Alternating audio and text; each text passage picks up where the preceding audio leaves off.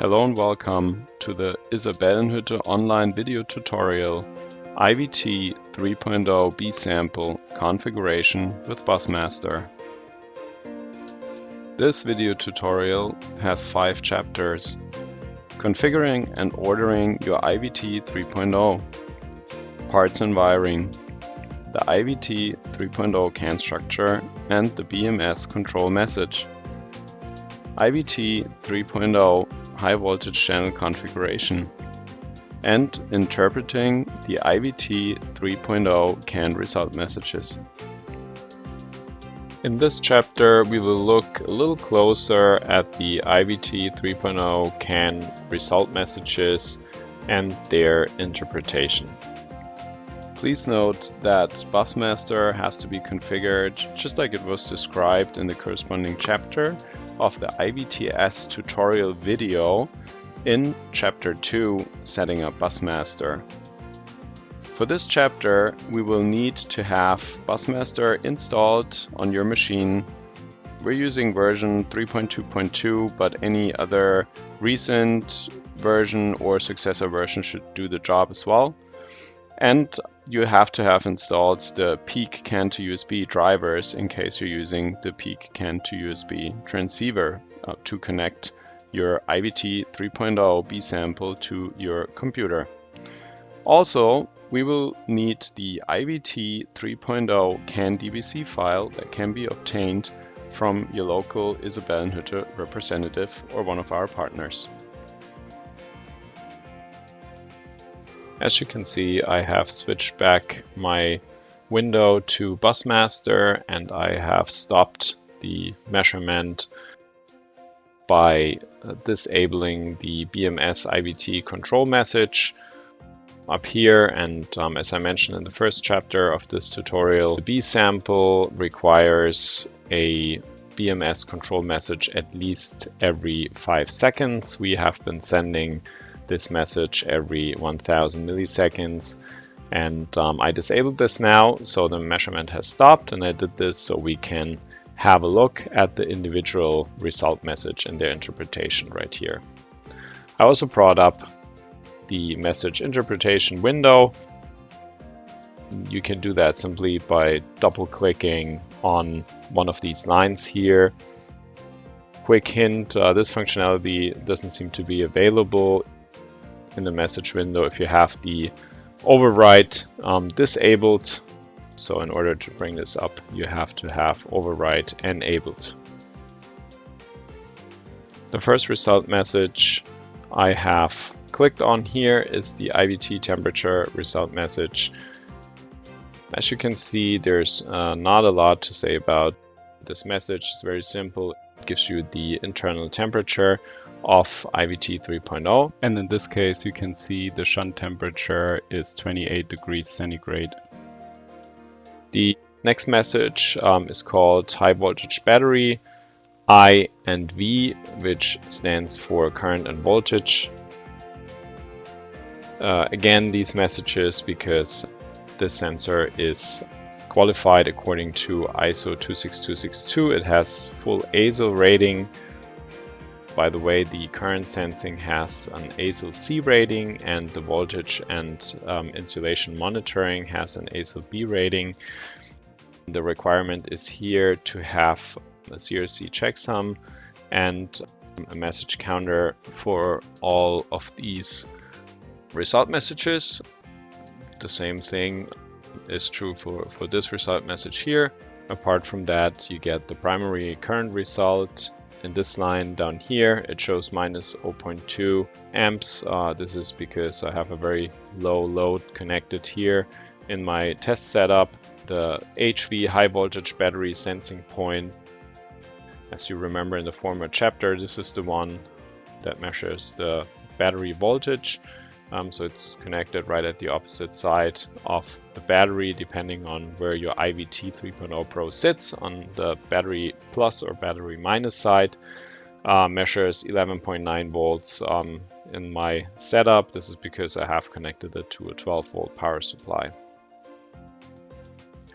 And again, a little repetition from the first chapter of this video. So every result in every result message has to have its own status bit indicating the status of the measurement, also a requirement of the ISO 26262. And I brought up again the database editor here just so we can look at those status bits again. So there's the high voltage battery status. It is 0, means it is valid, and also the current status for the current sensing, which is also coming back as valid in this measurement. And again, if you click on the current status in the editor window here, you can see there's different statuses possible. Error means it's a false measurement. A couple of bits are reserved, so they're not in use here. And then again, there's the overcurrent L2, which is the second overcurrent range basically, which is configurable by the customer and is set by default to 4000 amps, and the overcurrent L1, which is set to 1000 amps because that's the normal range, and that can be edited by the customer.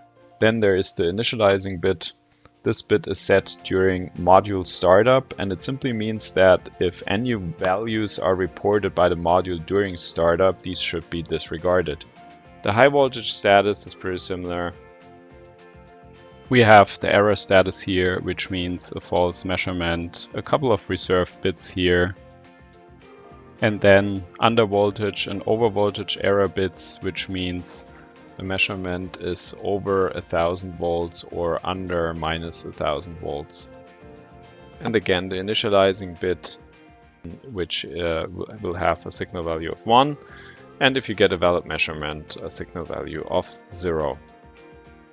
The next message displays the link voltage results here.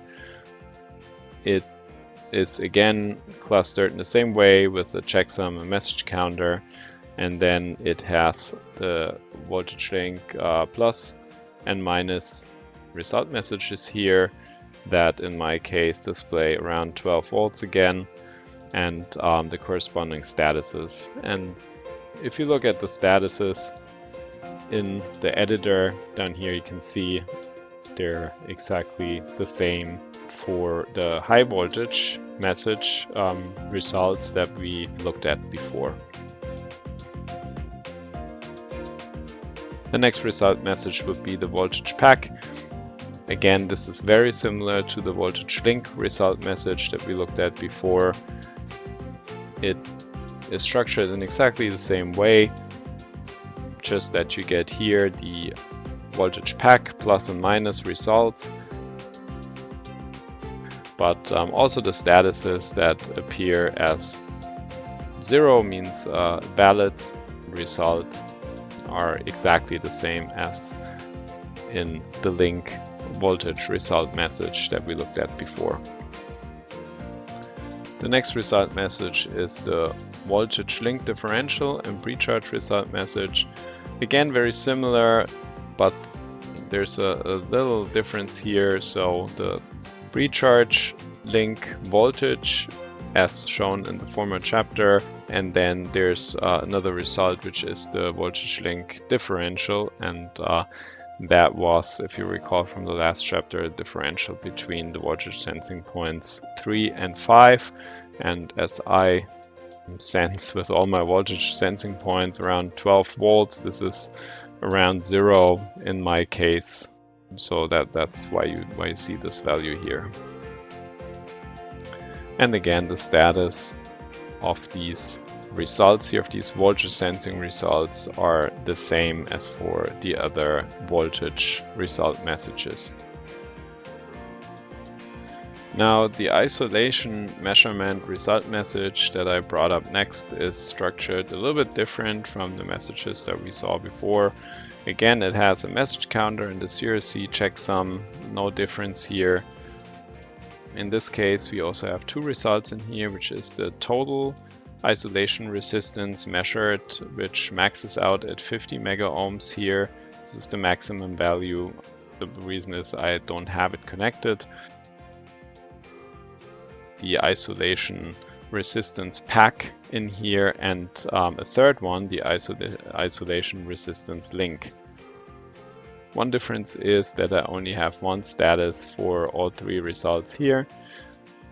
The status is 0, means it's again a valid measurement, but if we look at the database editor down here, you see again there's the error bit in case it's a false measurement, but then we have a little bit different definition here of the error bit. We have the status 2, which is unqualified. In that case means that not all IVT control message parameters have been activated.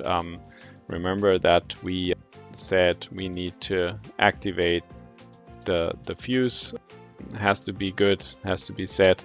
The main relay, plus, minus, and precharge relay have to be closed.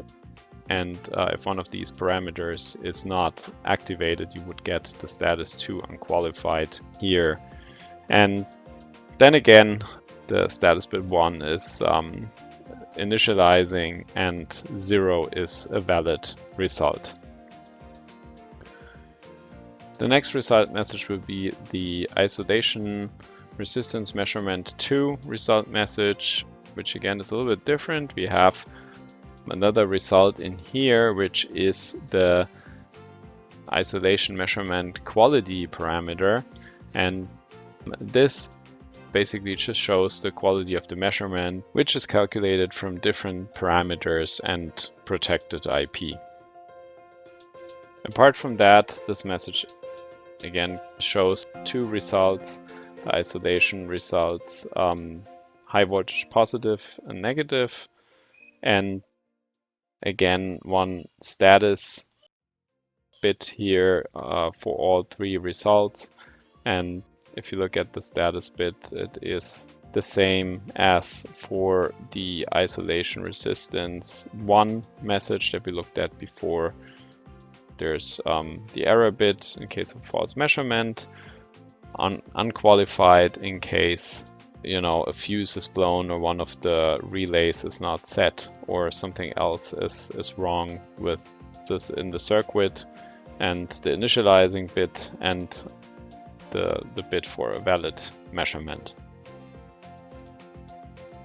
The last message that is put on the bus is the IVT version message. The IVT version message basically contains serial number information here, and it has information about the software version.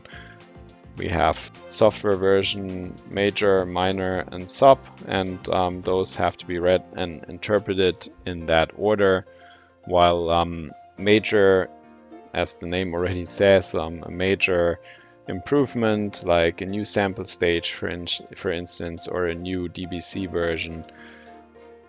The minor can be interpreted as a new minor feature, and sub is usually used if some bug fixes are implemented.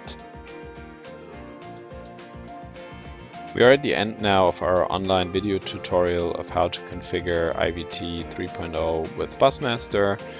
If you have any further questions or inquiries, please don't hesitate to contact us through our website or to reach out to one of our representatives.